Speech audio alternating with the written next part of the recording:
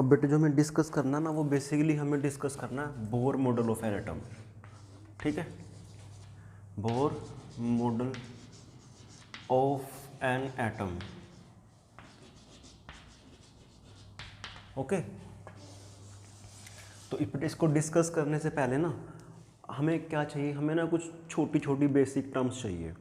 Actual में है क्या बेटे, बेसिक टर्म्स में क्या क्या है? तो पहला तो ये है कि इससे जो लास्ट वाला चैप्टर था ना वो था dual nature of matter and radiation.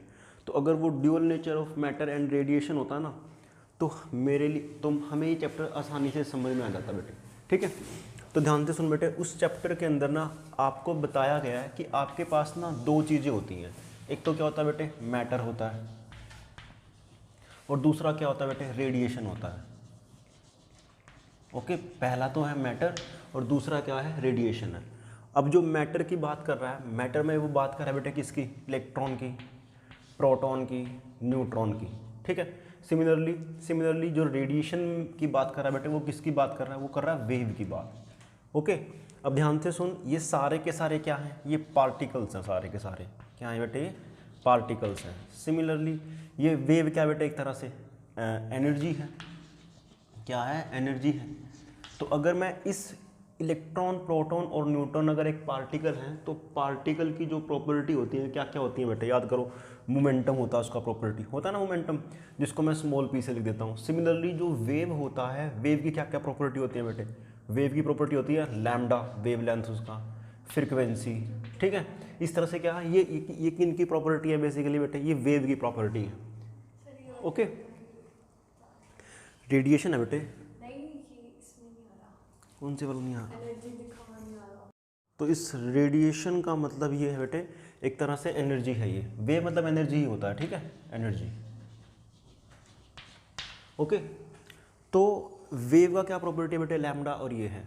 तो dual nature of matter and radiation में हम पढ़ करके आए हैं क्या, कि जो तेरा मैटर होता है ना बेटे वो तो एक्ट करता है तेरा वेव की तरह, और जो तेरी रेडिएशन होती है यानी कि वेव होती है वो एक्ट करती है बेटे पार्टिकल की तरह। समझ में आई बात मेरी, कैसे कह रहा हूँ मैं? Dual nature of matter and radiation में हमने पढ़ा कि ये सारे के सारे क्या बेटे, एक पार्टिकल है। ओके, अब अगर ये पार्टिकल हैं तो ये किसकी तरह बिहेव करेंगे, ये बिहेव करेंगे बेटे किसकी तरह, वेव की तरह। ठीक है, अब वेव की तरह बिहेव करेंगे बेटे, तो ऑब्वियस ही बात है, वेव है तो वेव की प्रॉपर्टी कौन सी है बेटे, वेवलेंथ है। तो वो जो वेवलेंथ होगा पार्टिकल का वो किसके बराबर होना चाहिए, वो होना चाहिए बेटे h अपॉन p के बराबर। h क्या, यहाँ पे प्लैंक कांस्टेंट है, p क्या बेटे, पार्टिकल का मोमेंटम है। अब ध्यान से देख, यहाँ पे क्या किया गया है, यहाँ पे पार्टिकल की प्रॉपर्टी को किसके साथ जोड़ा गया बेटे, वेव की प्रॉपर्टी के साथ जोड़ा गया। तो इसका कहने का मतलब ये है कि जितने भी तेरे पार्टिकल्स हैं ना सारे के सारे किसकी तरह एक्ट करेंगे बेटे, एक वेव की तरह एक्ट करेंगे। ठीक है, आगे बढ़ते हैं। अब सुन ध्यान से, यहाँ पे ये जो तेरी रेडिएशन है वो एक तरह से क्या बेटे, एनर्जी है, वेव है, और वेव की प्रॉपर्टी क्या है बेटे, लैम्डा, ये फलाना लैम्डा, फ्रीक्वेंसी, टाइम पीरियड वगैरह वगैरह, क्या है उसकी वेव की प्रॉपर्टी है बेसिकली। ठीक, तो इसमें यहाँ ये बोला गया क्या कि इस वेव का या फिर इस रेडिएशन का जो मोमेंटम होगा वो किसके बराबर होगा, वो बराबर होगा बेटे h अपॉन लैम्डा के बराबर। किसके बराबर होगा, h अपॉन लैम्डा के बराबर। तो ध्यान से देख, यहाँ पर बेटे वेव की प्रॉपर्टी को सही पी किसकी प्रॉपर्टी है बेटे, मोमेंटम किसकी प्रॉपर्टी है, पार्टिकल की। तो पार्टिकल की प्रॉपर्टी को जोड़ा गया है किसकी प्रॉपर्टी के साथ बेटे, वेव की प्रॉपर्टी के साथ। अब इस इक्वेशन में और इस इक्वेशन में ना जमीन आसमान का फ़र्क है, कोई थोड़ा बहुत फ़र्क नहीं है बेटे। ऐसा क्यों बोला मैंने, कभी आप सोचो कि सर देखो आपने लैम्डा को इधर भेज दिया और ये पी को इधर भेज दिया, नहीं, इन दोनों इक्वेशन का अपना एक पर्टिकुलर सिग्निफिकेंस है। यहाँ पर हमने क्या कर रखा है, पार्टिकल की प्रॉपर्टी को वेव की प्रॉपर्टी के साथ जोड़ रखा है। यहाँ पर हमने वेव की प्रॉपर्टी को पार्टिकल की प्रॉपर्टी के साथ जोड़ रहा है। तो जब हम पार्टिकल की प्रॉपर्टी को वेव की प्रॉपर्टी के साथ जोड़ेंगे तो ये किसकी तरह एक्ट करेंगे बेटे, पार्टिकल की तरह, वेव की तरह एक्ट करेंगे। सिमिलरली जब हम वेव की प्रॉपर्टी को पार्टिकल की प्रॉपर्टी के साथ जोड़ेंगे तो ये जो तेरी रेडिएशन है, तेरी वेव बेटे किसकी तरह एक्ट करेगी, पार्टिकल की तरह एक्ट करेगी। और मैं बताना चाहूँगा आपको कि हमने उसको फोटोन नाम भी वर्ड दिया था। जो पार्टिकल था ना वो क्या था बेटे, फोटोन था। ठीक है, और एक फोटोन का जो एनर्जी आया था वो कितना आता बेटे, h न्यू आया था। कितना आया था, h इंटू न्यू आया था। न्यू क्या था बेटे, फ्रिक्वेंसी था किसका, रेडिएशन का। क्लियर है, चलिए जी। उसके बाद एक छोटी सी टर्म और है बेटे, इसको पढ़ने से पहले क्या टर्म है, तो क्या टर्म है बेटे उसके बाद, आपने शायद 11th में पढ़ा होगा स्टैंडिंग वेव, ध्यान है आपके, स्टैंडिंग वेव।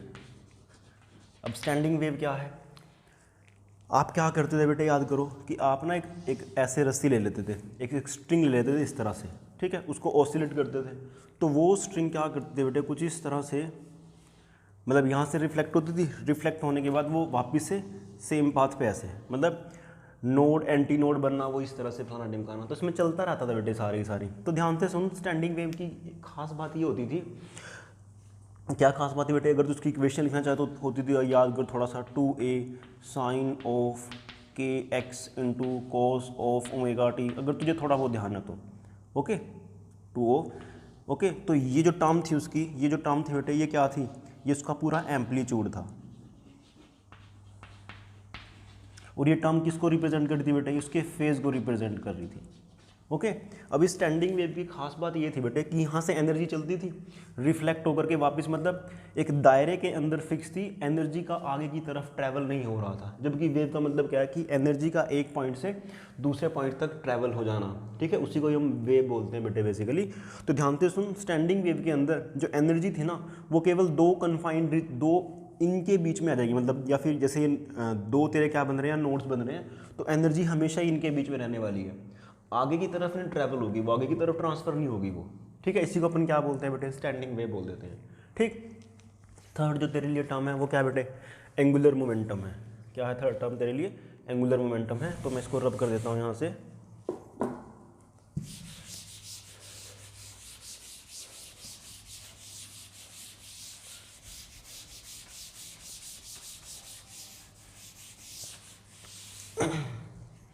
तो थर्ड टर्म तेरे लिए बेटे है एंगुलर मोमेंटम। अब एंगुलर मोमेंटम का सोच के देख बेटे, सपोज कर कि कोई पार्टिकल है जिसका जो मास है बेटे वो है m, वो इस सर्कल मोशन के अंदर घूम रहा है, कितनी रफ्तार से घूम रहा है बेटे, वो घूम रहा है v रफ्तार से, ओके। तो मैंने इसका क्या डिफाइन करा बेटे, ऑब्वियस बात है कि इसका जो रेडियस वेक्टर है वो ये वाला है।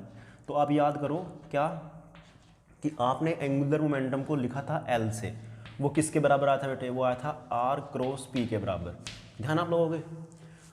तो R क्रॉस P का मतलब क्या बेटे कि ये R वेक्टर है, ये क्या बेटे उसका V वेक्टर है, तो दोनों वेक्टर को आपस में मिला दो इस तरह से, और अगर आप ध्यान से देखोगे तो दोनों के बीच में कितना एंगल आएगा, 90 डिग्री आएगा। ये R है बेटे, ये क्या है V वेक्टर है। आपने क्या करा, इस V वेक्टर को उठा करके यहाँ पे ले आए, ताकि मुझे क्या पता लगे बेटे, दो वेक्टर के बीच में एंगल। और जब भी आपको दो वेक्टर के बीच में एंगल निकालना होता है तो आप क्या करते हो बेटे, दोनों की टेल टेल मिला देते हो, तो एंगल 90 बन गया। तो अगर मैं मैग्नीट्यूड लिखना चाहूँ इसका, तो कितना आएगा बेटे, वो आएगा R का मैग्नीट्यूड, स्मॉल r मान लिया मैंने, P का मैग्नीट्यूड कितना मान लिया बेटे, P मान लिया, इंटू साइन ऑफ 90, ओके। तो कितना है बेटे, वो R इंटू पी साइन 90 होता है 1। तो जो एंगुलर मोमेंटम का जो मैग्नीट्यूड आया है वो मैंने माना कि बेटे स्मॉल l आया है, वो किसके बराबर आएगा, आर पी के। आर पी मतलब R इंटू पी, कितना आपके पास m इंटू वी, गुड शाबाश, कितना आएगा m इंटू वी। तो जो एंगुलर मोमेंटम बना वो कितना बना बेटे, mvr बन गया, ठीक है। तो जब मैं बोर मॉडल डिस्कस करूँगा ना बेटे, तो मुझे इन सभी चीज़ों की रिक्वायरमेंट पड़ेगी, तभी मैंने आपको समझाया ये, ओके। चलिए जी आगे बढ़ते हैं अब।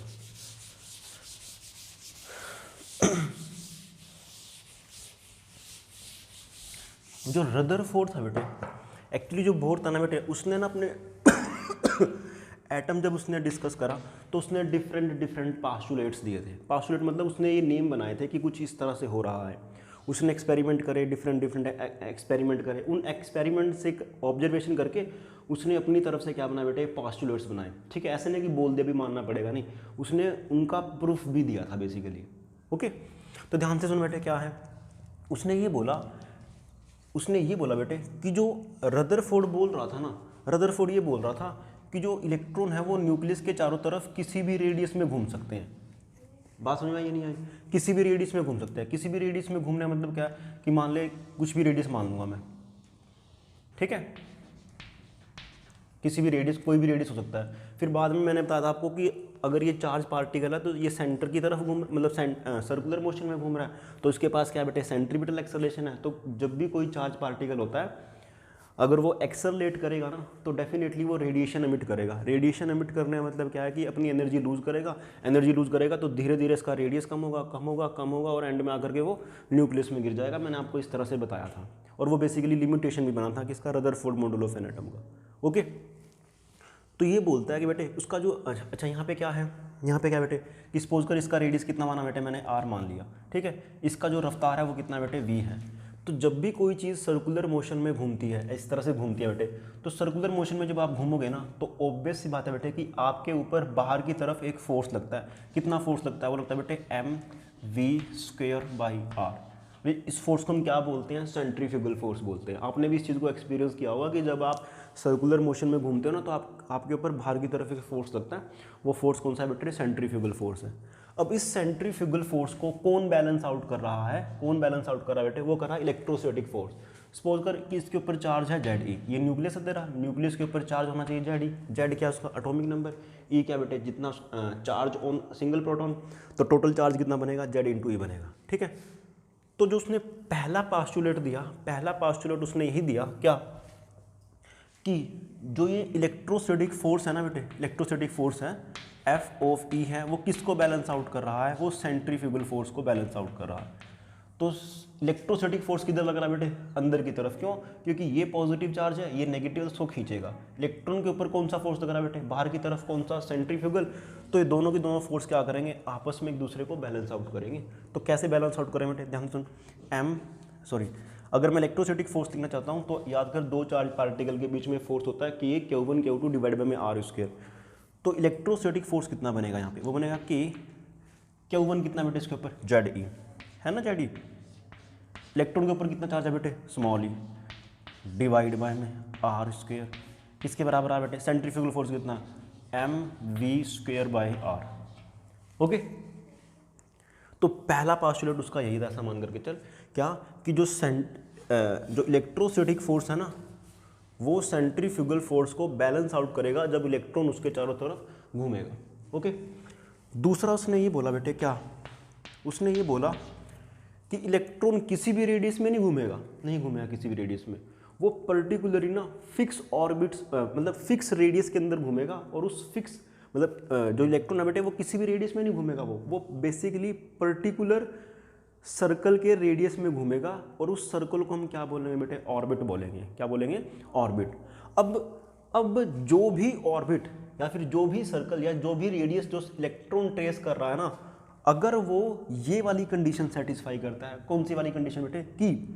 कि जो एंगुलर मोमेंटम है इलेक्ट्रॉन का ऑर्बिट के चारों तरफ घूमते हुए, mvr एंगुलर मोमेंटम बेटे, अब जो भी इस इक्वेशन को सेटिस्फाई करेगा ना तो वही ऑर्बिट माना जाएगा r रेडियस का। कहने का मेरा मतलब ये है कि जो रेडियस बेटे इस वाली कंडीशन को सेटिस्फाई करेगा ना वही क्या माना जाएगा बेटे? ऑर्बिट माना जाएगा। ऐसा नहीं कि आपने कोई भी रेडियस ले लिया, नहीं, ऐसा नहीं है। तो मतलब जो भी रेडियस मतलब जिस भी ऑर्बिट के अंदर जो एंगुलर मोमेंटम होगा ना इलेक्ट्रॉन का, वो अगर इंटीग्रल मल्टीपल हो n × h/2π के तो वही माना जाएगा। अब n यहाँ पे क्या है बेटे? इंटीजर है, बेसिकली पॉजिटिव इंटीजर है। n की वैल्यू 1 है, 2 है बेटे, कितनी है? 3 है, कितनी है बेटे? 4 है। इस तरह से चलता जा रहा है। अब अगर तू थोड़ा सा और जा ना तो तूने ना एक टर्म पढ़ी थी, शेल्स, पढ़ा ना शेल। तो पहला जो शेल था वो क्या था बेटे? के शेल था ना, के शेल। और के शेल के लिए जो n का वैल्यू है, स्मॉल n का वैल्यू बेटे कितना? 1 है। ओके, सिमिलरली अगला शेल कौन सा बेटे? m शेल है ना, बिल्कुल बेटे m शेल। m शेल के लिए n का वैल्यू कितना बेटे? 2 है। यस और नो? तो यहीं से आई है बेटे वो कंडीशन। जब आपने n का वैल्यू 1 पुट किया तो वो कौन सा शेल आया बेटे? वो के शेल आया, बेसिकली के ऑर्बिट आया, ऐसा मान करके चल। और जब आपने n का वैल्यू 2 पुट करा तो वो m शेल आया, सॉरी l, हाँ l, ठीक है। मैं यहाँ रहता हूँ कन्फ्यूजन थोड़ा सा, कई बार मैं भूल जाता हूँ चीज़, तो के बाद l आता है ऑब्वियसली बेटे। तो उसके लिए n का वैल्यू कितना है? 2 है। ओके, ठीक है। फिर n का वैल्यू कितना बेटे? 3 है। तो जो इस कंडीशन को सेटिस्फाई करेगा एंगुलर मोमेंटम, मतलब कि जो एंगुलर मोमेंटम होगा ना पक्का इंटीग्रल मल्टीपल होगा किसका बेटे? h/2π का। अगर तो n की वैल्यू 1 पुट कर दी है ना तो n की वैल्यू 1 पुट करने का मतलब क्या कि बेटे वो के शेल आ गया। तो इस के शेल के अंदर जो एंगुलर मोमेंटम होगा इलेक्ट्रॉन का वो h/2π होगा। समझ भाई? एन की वैल्यू 2 पुट करते बेटे, जैसे 2 पुट करोगे तो एन की वैल्यू 2 किसके लिए, इस सेल के लिए। तो इस वाले सेल के अंदर जो एंगुलर मोमेंटम होगा इलेक्ट्रॉन का वो h/π के बराबर होगा। आगे कौन सा सेल है बेटे, एम शेल है ना, एम शेल। अब एम शेल के लिए एन का वैल्यू कितना बेटे, 3 है ना। तो जैसे ही आप यहाँ पे एन की वैल्यू 3 पुट करोगे तो उस 3 एन इक्वल टू 3 का मतलब क्या है, एम शेल, ये ऑर्बिट एक तरह से। तो इसके अंदर जो एंगुलर मोमेंटम होगा वो कितना होगा बेटे, 3h/2π, इस तरह से। कोई बात नहीं, ठीक है। अच्छा जी, बहुत बढ़िया। अब आगे क्या है अब ध्यान दो बेटे। अब अगर मैं ध्यान से देखूं, इसका रेडियस कितना बेटे, अलग है, मतलब के शेल का रेडियस अलग है, एल का अलग है, एम का अलग है। ओके है नहीं भाई। तो मैंने क्या माना बेटे, इस पर, अच्छा इसका मान लो R1, इसका मान लो बेटे R2, इसका मान लो R3, इस तरह से। तो nth का कितना बनेगा, Rn बनना चाहिए, Rn। तो मैंने क्या करा बेटे, यहाँ पर ना इस R की जगह खाली मैंने Rn पुट कर लिया, यहाँ पे n पुट कर लिया बेटे, यहाँ पे मैंने उसके सबस्क्रिप्ट में n पुट कर लिया। और जो वेलोसिटी है वो भी ऑब्वियसली पता बेटे कि डिफरेंट होगी, तो मैंने n पुट कर लिया यहाँ पे, ये जस्ट सबस्क्रिप्ट है, ठीक है। जैसे ही आप n की वैल्यू 1 पुट करते हो तो ऑब्वियस सी बात है कि रेडियस किसका मानोगे बेटे आप, के शेल का। वेलोसिटी किसकी मानोगे, के शेल की। वो अंडरस्टूड है यहाँ से, वो सबस्क्रिप्ट दिखा भी रहा है आप चीज़ को, ठीक है बेटे। तो उसके बेसिकली 2 पास्टुलेट थे। अब उसने ये नहीं है कि सुबह उठा और इसने बोल दिया, नहीं, उसने इसका प्रूफ भी दिया। उसने ये बोला बेटे कि जब इलेक्ट्रॉन तेरा ना ऑर्बिट के अंदर घूमेगा या फिर शेल के अंदर घूमेगा, तो वो उस शेल के अंदर ना स्टैंडिंग वेव जनरेट करेगा। स्टैंडिंग वेव जनरेट करने का मतलब क्या बेटे, कि अगर मैं इसका रेडियस कितना मान लूँ बेटे, r मान लूँ इलेक्ट्रॉन घूम रहा है। अब इलेक्ट्रॉन जो है वो किसकी तरह एक्ट करता है, एज अ वेव की तरह एक्ट करता है। अब ये भी आपको मैंने समझाया था। अगर वो वेव की तरह एक्ट करेगा, बेटे एक्ट करेगा, तो ऑब्वियस सी बात है कि वो वेवलेंथ बनाएगा, ठीक है। अब वो जो वेवलेंथ आएगी, सपोज करिए बेटे एक वेवलेंथ, ये तेरी 2 वेवलेंथ उसकी, ये तेरी 3 वेवलेंथ, और ये तेरी क्या बेटे 4 वेवलेंथ है। समझ में आई। तो ध्यान से सुन, ये इसका सर्कमफ्रेंस कितना बना बेटे, इसका सर्कमफ्रेंस बना 2πr। वो किसके बराबर आया बेटे, 4 लैम्डा के बराबर आया। अभी जो इलेक्ट्रॉन है यहाँ पे हमने 4 लैम्डा के बराबर लिया, एक्चुअली वो 2 लैम्डा भी हो सकता है, वो लैम्डा भी हो सकता है, वो 5 लैम्डा भी हो सकता है, 6 लैम्डा भी हो सकता है। क्लियर है मेरी बात। तो ध्यान से सुन बेटे, कहने का मतलब ये था कि वो जो इलेक्ट्रॉन इसके चारों तरफ घूम रहा है वो कौन सी वेव जनरेट कर रहा है बेटे, स्टैंडिंग वेव जनरेट कर रहा है। और स्टैंडिंग वेव का मतलब ये है कि जो एनर्जी है ना वो लूज नहीं कर रहा है ना, यही मतलब बनता है ना स्टैंडिंग वेव का। अभी समझाता कि रदरफोर्ड वाले में तो एनर्जी लूज हो रही थी उसकी, क्योंकि वो एक्सेलरेट था। बट अगर वो स्टैंडिंग वेव जनरेट करेगा इस फॉर्म के अंदर, तो बेटे वो एनर्जी लूज नहीं करेगा, तो वो फिक्स ऑर्बिट के अंदर घूमता रहेगा। वो उसके पीछे का लॉजिक ये था, ठीक है। तो सपोज कर बेटे कि मान लो क्या इस टर्म को मैं लिख सकता हूँ 2πr = n लैम्डा, अगर उसने n नंबर ऑफ वेवलेंथ बनाई है, ओके। और ऑब्वियस ही बात है कि वो स्टैंडिंग वेव जनरेट करेगा।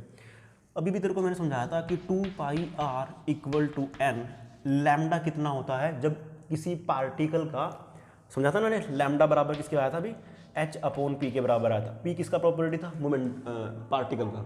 मोमेंटम किसका प्रॉपर्टी था बेटे, पार्टिकल का। तो लैम्डा मैंने किसके बराबर पुट कर दिया, h/p के। तो hn × h/p कितना होता है बेटे, m × v होता नहीं होता भाई, यस और नो। तो ध्यान से देख बेटे कि मैंने क्या करा, इस mv को इधर ले आया, 2π को उधर लेकर के चला गया, तो क्या बना, mvr = nh/2π। क्या सेम नहीं आ रहा मेरा बेटे, बोलो शाबाश। आ रहा नहीं आ रहा, तो वो यहाँ से लेकर आया वो, ओके, ठीक है। चलिए जी, अब आगे बढ़ते हैं। अब इन 2 पास्टुलेट से ना मैं बहुत सारी चीज़ें बता सकता हूँ आसानी से। तो जो इन पहले 2 पास्टुलेट, अभी तीसरा चौथा और भी है, उसके बारे में भी डिस्कस करेंगे, नॉट वरी। तो इन 2 पास्टुलेट से ना बेटे मैं कोई भी, मतलब इलेक्ट्रॉन कितने रेडियस के अंदर घूम रहा है उसके बारे में डिस्कस कर सकता हूँ। किसी पर्टिकुलर के अंदर कितना उसका वेलोसिटी है उसके बारे में भी डिस्कस कर सकता हूँ, ठीक है। उसका कितना एनर्जी है उसके बारे में भी डिस्कस कर सकता हूँ। तो पहले मैं इन 2 पास्टुलेट का यूज़ करते हुए क्या निकालने की कोशिश करूँगा, रेडियस और वेलोसिटी, ठीक है। ओके जी, बहुत बढ़िया। अब आगे इसको करते हैं।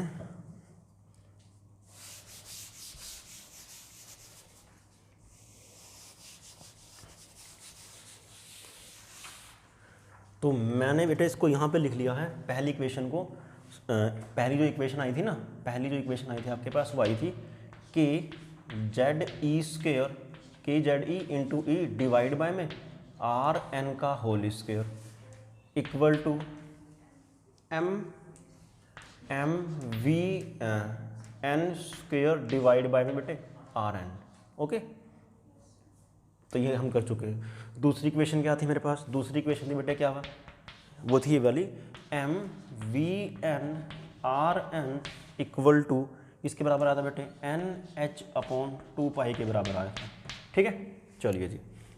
अब हम क्या करते हैं, मान लो वो आपको बोलेगा कि हमें ना रेडियस निकालना है बेटे। क्या निकालना है? रेडियस निकालना है। रेडियस मतलब कि वो कितने उसके अंदर वो घूम रहा है। ठीक है, मतलब एन शेल का रेडियस के शेल का रेडियस कितना है, एल शेल का रेडियस कितना है, एम शेल का रेडियस कितना, हमें वो सारा निकालना है। तो वो कैसे निकालेंगे? ध्यान तो बेटे कि मेरे पास दो इक्वेशन है। तुझे क्या करना है, अगर तुझे निकालना है रेडियस तो तू क्या कर, इस मान लो आपके पास इक्वेशन नंबर है 1, या आपके पास ए इक्वेशन है, या आपके पास क्या बेटे बी इक्वेशन है। तो आप क्या करो, अगर आपको निकालना है रेडियस तो आप क्या करो बेटे, यहाँ से ना इस वाली बी इक्वेशन में से वेलोसिटी का वैल्यू निकालो यहाँ पे, और उसको ए इक्वेशन में पुट कर दो यहाँ पर। अब आपका काम बन जाएगा। कैसे? तो पहली हेडिंग डाले बेटे कि हमने क्या निकाला उसका, radius of the orbit, radius of orbit. ठीक है, अब रेडियस ऑफ ऑर्बिट का मतलब क्या है कि मैंने क्या करा बेटा, यहाँ से पहले वेलोसिटी, मुझे रेडियस निकालना है तो मैं क्या करूँगा, यहाँ से वेलोसिटी वैल्यू निकाल लूँगा। तो जो तेरे पास वी एन आएगा वो किसके बराबर आएगा, वो है बेटे एन एच ओवर 2 पाई आगे एम इंटू आर एन बेटे। ठीक है, तो क्या कर इस वेलोसिटी का वैल्यू इसके अंदर पुट कर दे वहाँ पे। तो जब आप जैसे ही पुट करोगे तो आपके पास क्या है बेटे कि जेड ई कोई बात नहीं, डिवाइड बाय में R N square equal to M by R N. ठीक है, इनटू में बेटे वी एन का स्क्वेयर, यानी कि इस पूरी टर्म का स्क्वेयर। तो किसके बराबर आएगा वो आएगा N square H square divide by में 2 कितना बने बेटे 4, पाई का बनेगा पाई स्क्वेयर, एम है नीचे तो एम स्क्वेयर, और कितना बने बेटे आर एन का होल स्क्वेयर। यहाँ तक समझ में आ गया आपके? ठीक है, ध्यान से दे बेटे कि यहाँ पे है m, यहाँ पे भी क्या बेटे m है, तो एक m को मार देगा, मार दिया। ठीक है, तो चलो मैं पूरा देता हूँ, ध्यान से सुन। यहाँ पे है आर एन स्क्वेयर, यहाँ पे है आर एन स्क्वेयर। कई बच्चे क्या करते हैं कि इस आर को काट देते हैं। ठीक है, वो बाद में फिर दोबारा से स्क्वेयर करना पड़ेगा, फिर वो गड़बड़ करेगा, वो आपके लिए थोड़ा सा टफ बनने वाला। तो काटना नहीं है यहाँ से कुछ भी, जैसे मैंने नहीं काटा तो इस आर एन स्क्वेयर ने इसको काट दिया। तो आपके पास टर्म बचती है बेटे कि Z E into small E equal to M by R N into में एक एम यहाँ पे बेटे, एक एम यहाँ पे, तो ये इस एम का तो कोई फर्क नहीं पड़ता। ठीक है, ऊपर आएगा N square H square, N square H square divide by में 4 पाई स्क्वेयर एम स्क्वेयर है यहाँ पे कितना बेटे एम है, तो एम आ गया यहाँ। क्लियर है मेरी बात? मुझे क्या निकालना है बेटे, मुझे तो आर एन निकालना है। तो जैसे ही आप आर एन निकालोगे तो आर एन की वैल्यू आएगी, आर एन आएगा किसके बराबर बेटे N square H square divided by में कितना आएगा 4 पाई स्क्वेयर एम। ये सारी की सारी टर्म इसके नीचे आ जाएगी। देखो मैं इसको इधर लिया, इसको मैं इधर लिया, कितना बेटे के ई स्क्वेयर इंटू में जेड। क्या यहाँ तक मेरी बात समझ में आई? यस और नो? ठीक है बेटे, तो बेसिकली जो तेरे पास फॉर्मूला आ रहा है वो तेरे पास फॉर्मूला आ रहा है, मैं ऊपर से इसको रब कर देता हूँ इस वाले को।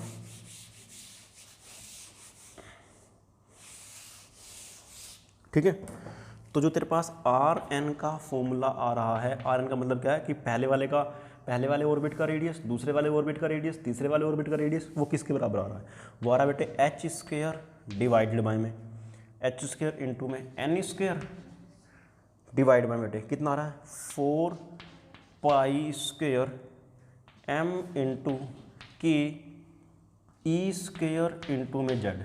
यही है ना बेटे? देखो ध्यान से सुनो, ध्यान से सुन, ये जो टर्म बन रही है सारी की सारी ये तेरी कांस्टेंट टर्म है। एच भी कांस्टेंट है, प्लैंक कांस्टेंट है, कांस्टेंट टर्म है। 4 कांस्टेंट, पाई कांस्टेंट, m क्या बेटे यहाँ पे मास ऑफ इलेक्ट्रॉन है, ध्यान से रखना। k क्या बेटे 1/4 पाई एप्सिलॉन नॉट, ये भी कांस्टेंट है। e स्क्वायर क्या बेटे वो भी कांस्टेंट है, तो डोंट वरी। बेसिकली सारी टर्म क्या आ रही है बेटे कांस्टेंट आ रही है। जब मैंने इन सब की वैल्यू पुट कर दी तो तेरे पास जो आंसर आया ना Rn का वो पता कितना है बेटे, वो आया है 0.529 इंटू n स्क्वायर बाय में z। ठीक है, क्लियर है मेरी बात। बेसिकली 0.529 ना, तो आप इसको 0.53 भी बोल सकते हो, कोई इश्यू वाली बात नहीं है बेटे। ओके ठीक है जी। अब ध्यान से हम इसको थोड़ा सा और मॉडिफाई करते हैं इसको।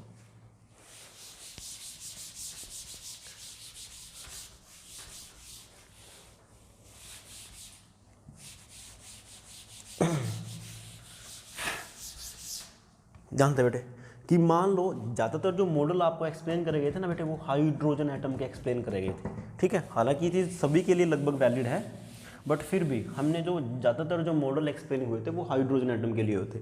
अब अगर मैं बात करता हूँ बेटे for hydrogen atom, for H atom, तो जैसे ही आप H एटम की बात करते हो तो H एटम के लिए Z का वैल्यू कितना होता है बेटे 1 होता है, होता नहीं होता भाई। तो जो Rn का वैल्यू आएगा वो किसके बराबर आएगा, वो आएगा बेटे 0.53। अच्छा यहाँ पे जो आता ना आंसर आपका एंगस्ट्रॉन में आता है बेटे आंसर, ध्यान रखना पड़ेगा आपको एंगस्ट्रॉन के अंदर। तो 0.53 n स्क्वायर डिवाइड बाय में z इंटू में एंगस्ट्रॉन, भी पहले का एंगस्ट्रॉन, दूसरे का एंगस्ट्रॉन, तीसरे का, इस तरह से। क्लियर है मेरी बात बेटे। z की वैल्यू तो 1 पुट कर दी तो आपके पास तो आंसर यही वाला आएगा ऑब्वियसली भाई, नहीं है बेटे। तो ध्यान से सुन, जो पहले वाला रेडियस होगा R1 होगा वो कितना होगा बेटे, वो होगा 0.53 इंटू 1 का स्क्वायर। कितना आंसर है बेटे 0.53 एंगस्ट्रॉन आ गया, आया नहीं आया भाई, यस और नो। R इक्वल टू 1 का मतलब क्या बेटे कि कौन सा शेल ले रहे हो आप, के शेल ले रहे हो, नहीं ले रहे बेटे के शेल, तो के शेल का ये रेडियस आ गया। ठीक है, और याद कर मैंने तेरे को समझाया था कि अगर तू प्रोटॉन अगर तू न्यूक्लियस को 1 सेंटीमीटर का मान ले तो इलेक्ट्रॉन लगभग उसके 50 मीटर का चक्कर लगा करके आ रहा है। तो 50 मीटर तेरे को यहाँ से तो कुछ नज़र आ रहा होगा कि क्यों आया था वो 50 मीटर के अराउंड में। ठीक है, अगर मैं 2 निकालना चाहता हूँ तो कितना बेटे आएगा 0.53 इंटू एन की वैल्यू कितनी बेटे 2 है, तो 2 का मतलब क्या बेटे 2c स्क्वायर, यानी कि 4 बन गया। वो किसके बराबर आया, मतलब ये इसको सोल्व आउट कर लेगा जितना भी आंसर आएगा। तो मेरा कहने का मतलब क्या बेटे कि ये एंगस्ट्रॉन में आ गया। ये कौन सा शेल आ बेटे, ये एल शेल आ गया, यानी कि जो एल शेल होगा हाइड्रोजन एटम का उसका रेडियस इस तरह से होगा 4 गुना। क्लियर है मेरी बात, समझ में आई। तो सिमिलरली Rn के लिए फॉर्मूला तुम्हारे पास ये वाला बना ही पड़ा है। अब इसको थोड़ा सा ना विजुलाइज करने की कोशिश करते हैं बेटे। क्या विजुलाइज करने की कोशिश करते हैं, क्या करते हैं, ध्यान सुनो कि जो रेडियस होता है ना, सपोज करिए न्यूक्लियस है बेटे, अगर पहले वाले का रेडियस मैं 1 मान लूँ, 1 सेंटीमीटर मान लूँ, तो अगले वाले का 4 सेंटीमीटर बनेगा, नहीं बनेगा बेटे। तो 4 मतलब 1 2 3 और ये 4, तो यहाँ पर आएगा वो ऑब्वियसली। अगले वाले कितना बने बेटे 9 सेंटीमीटर, तो 4 तो आएगा 5 6 7 8 9, तो अगले वाले का कहीं ना कहीं इस तरह से आएगा। समझ पा रहे नहीं समझ पा रहे, तो मतलब जो गैप है ना वो कॉन्टीन्यूसली क्या कर रहा है, इंक्रीज कर रहा है वो यहाँ पे। ये सुनो, पता लगा ना, इस तरह से बेटे ये सारी कहानी है। तो ध्यान रखना कि जो तुमसे कई बार ये पूछ लेता है क्या कि पहले वाले का रेडियस और तीसरे वाले रेडियस का वो बताओ, रेशो बताओ। तो रेशो अगर आप निकालने लग गए तो पहले वाले का बेटे 1, दूसरा कितना है बेटे 4, तीसरा कितना आएगा 9, चौथा कितना आएगा 16 रेशो, मतलब इस रेशो में वो चलते रहेंगे। तो पहले और तीसरे का रेशो कितना आएगा 1:9। सुन में, पहले और चौथे का रेशो कितना आएगा 1:16, इस तरह से बेटे वो। ठीक है, ओके जी। अब हमें डिस्कस करना है किसके बारे में बेटे, हमें डिस्कस करना है वेलोसिटी के बारे में।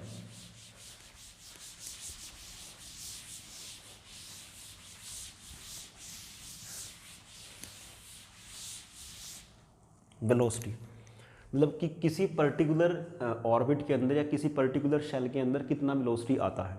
ठीक है, तो जो रेडियस आया है वो हमारे पास कितना आया बेटे, वो आया हमारे पास, याद कर 0.53 जेड स्क्वायर बाय में सॉरी एन स्क्वायर बाय में जेड बेटे, और ये किस में आंसर है आपका, एंगस्ट्रॉन में आंसर आया। ओके, अब मुझे क्या निकालना है बेटे, मुझे निकालना है वेलोसिटी। तो अपने पास 2 इक्वेशन थी, कौन कौन सी थी बेटे, M V N square by R N, किसके बराबर आया था वो, K Z E divided by में आर एन का स्क्वायर। दूसरा कौन सा आया था भाई? दूसरा आया था क्या था दूसरा? M V N R N equal to N H upon में 2 पाई, इसके बराबर आया था। यस और नो? ठीक है बेटे। तो मैंने क्या करा बेटे, मुझे चाहिए वेलोसिटी। क्या चाहिए मुझे?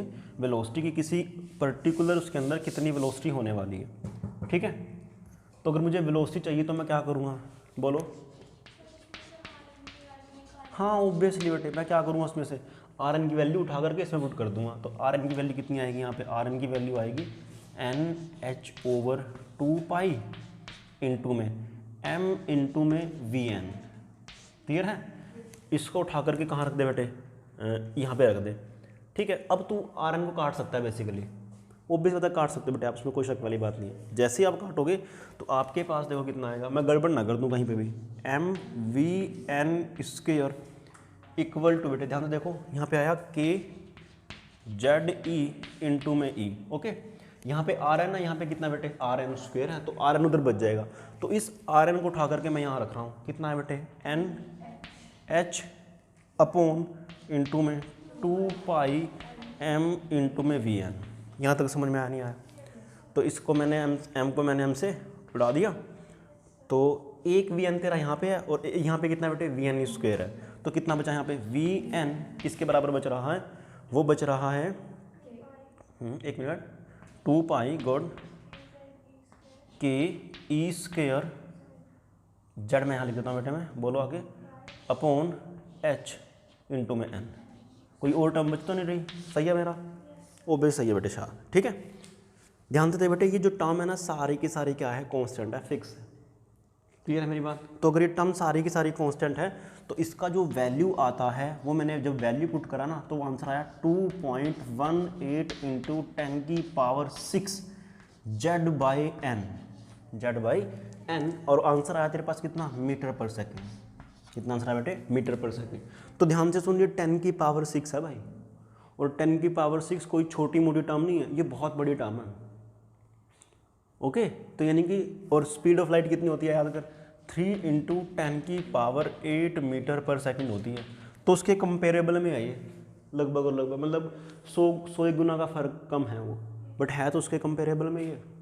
ठीक है, अब आप इसको नेग्लेक्ट नहीं कर सकते हो। ठीक, ओके।